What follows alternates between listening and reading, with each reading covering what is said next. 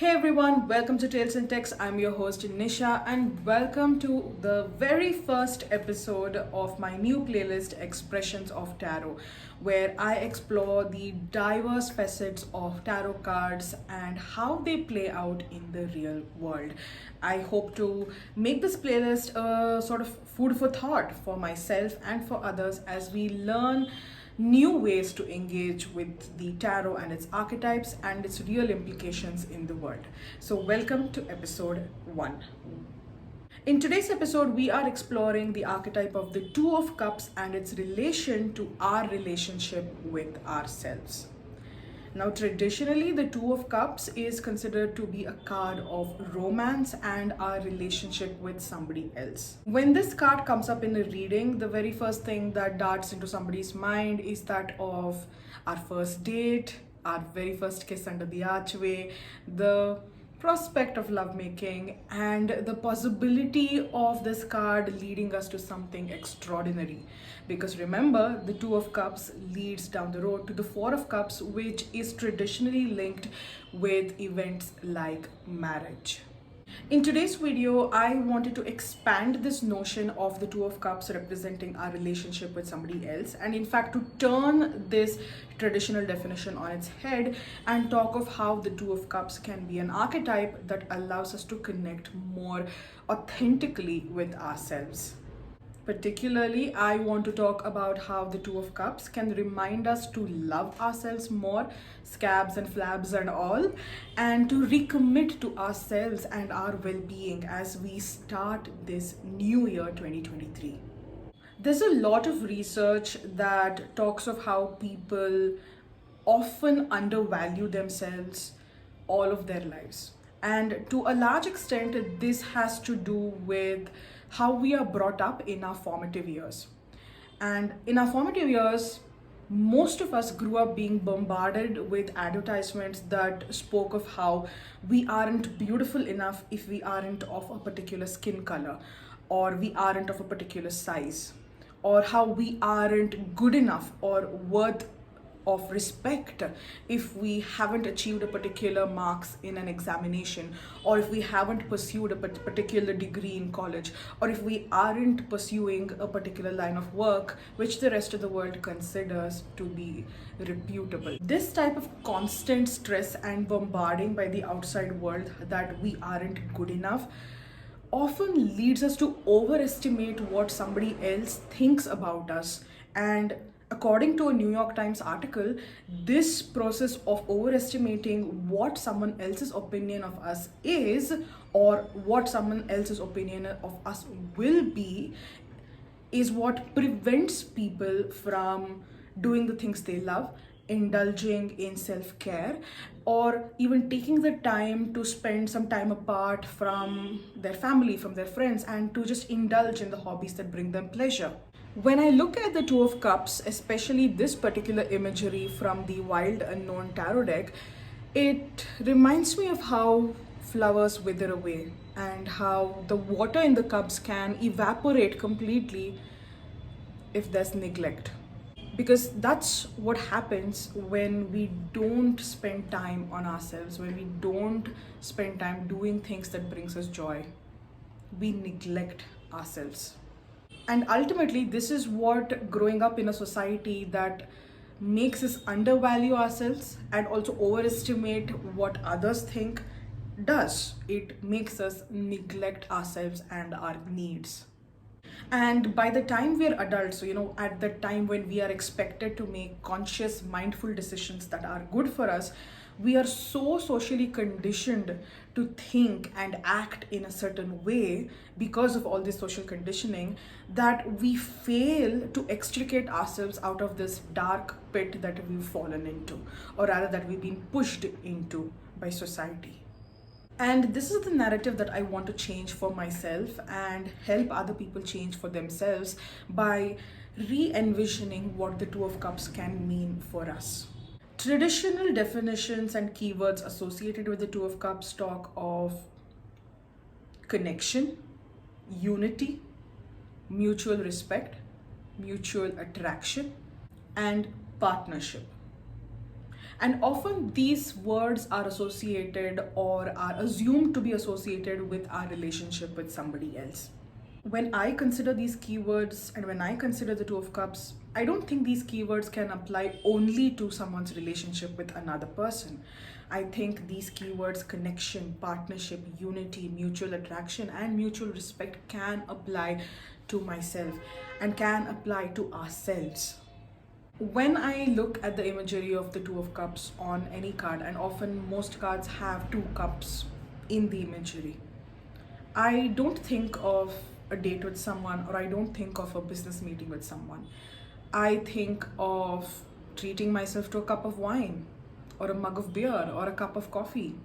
I think of surrounding myself with flowers and foods and wearing a dress that makes me feel sexy and doing something that I love. For example, taking a warm bath and just spending time reading a book by my favorite author, or watching a movie that's been on my wish list for quite some time.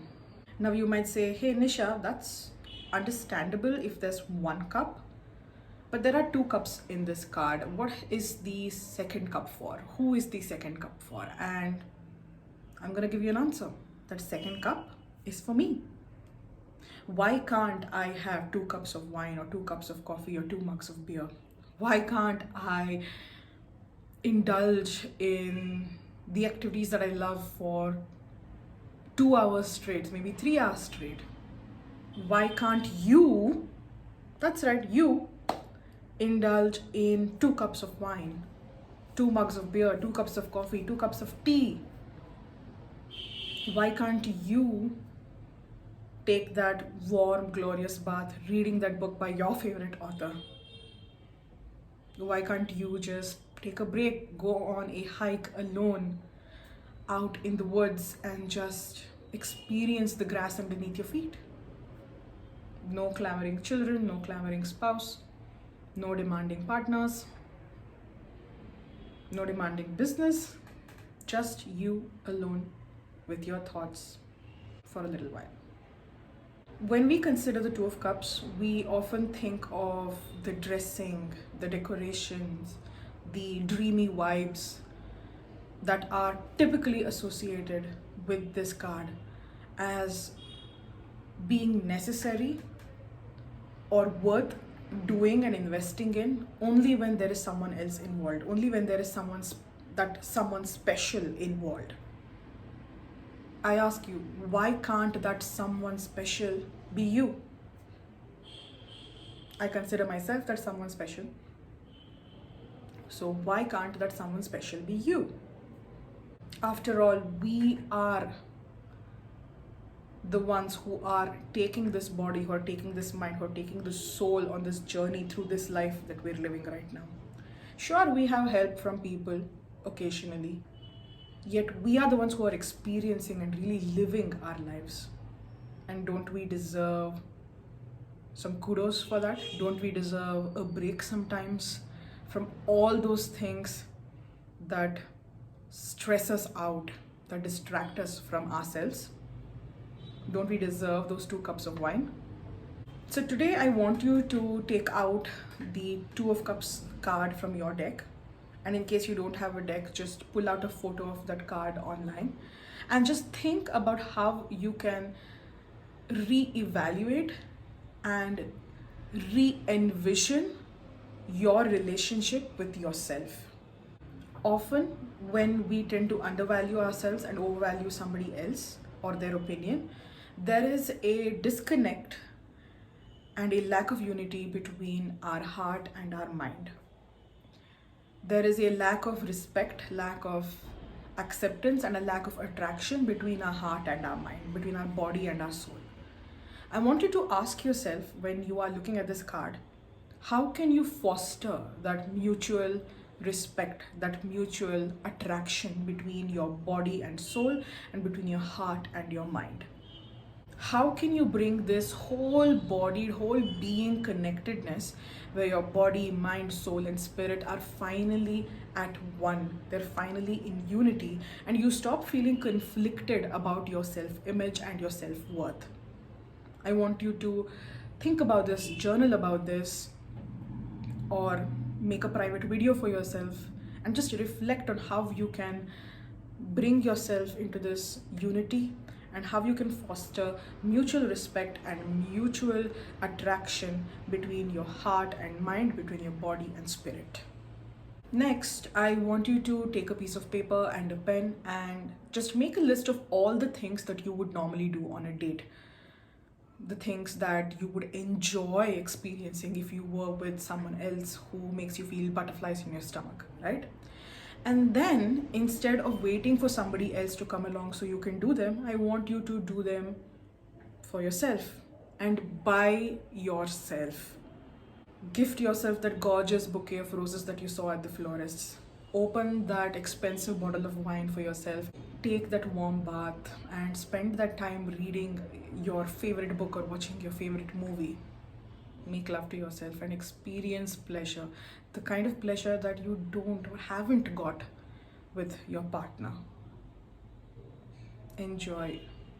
Allow yourself to feel that pleasure and allow yourself to love yourself. This year, I invite you to tap into the energy of the Two of Cups and to recommit to yourself. Make 2023 the year of you. May the Two of Cups and its glorious energy allow you to experience true pleasure, true happiness, and true peace, and true unity within yourself as you claim what is rightfully yours, unabashedly, unashamedly, and unreservedly. Okay, this brings me to the end of my very first episode of Expressions of Tarot, where I took you through my understanding of how the Two of Cups can allow you to re-envision and transform your relationship with yourself. I hope you found value in this video, and I have put I wouldn't say a transcript, but a summary of this video in text in my blog, Story So Wild. I will put a link down below. And if the word count allows it, I will paste the text down in the description box so that you can use your any accessibility devices if you need to listen to the text in audio form or to read the text if you prefer reading to videos.